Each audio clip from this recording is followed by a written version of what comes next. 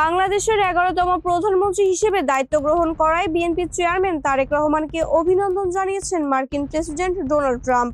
বুধবার এক চিঠির মাধ্যমে আমেরিকান জনগণের পক্ষ থেকে প্রধানমন্ত্রীর ঐতিহাসিক বিজয়ে এই শুভেচ্ছা ও অভিনন্দন জানানো হয়।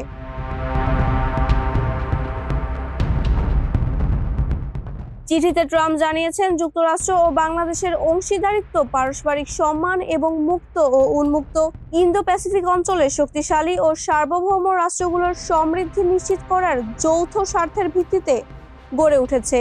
নবনির্বাচিত প্রধানমন্ত্রীর নেতৃত্বে দুদেশের বাণিজ্যিক সম্পর্ক আরও এগিয়ে যাবে বলেও আশা ব্যক্ত করেন। এছাড়াও পারস্পরিক বাণিজ্য চুক্তি বাস্তবায়ন কৃষক ও শ্রমিকদের উপকারে আসবে এবং নিয়মিত প্রতিরক্ষা চুক্তি সম্পন্ন করে বাংলাদেশের সামরিক বাহিনীর জন্য উচ্চমানের আমেরিকান সরঞ্জামের প্রবেশ নিশ্চিতের বিষয়ে গুরুত্বারোপ করেন তিনি।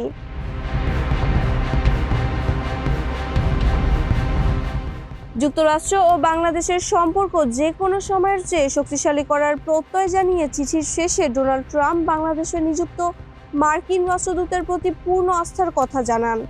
মাহবুবা ইসলাম, মানবকণ্ঠ।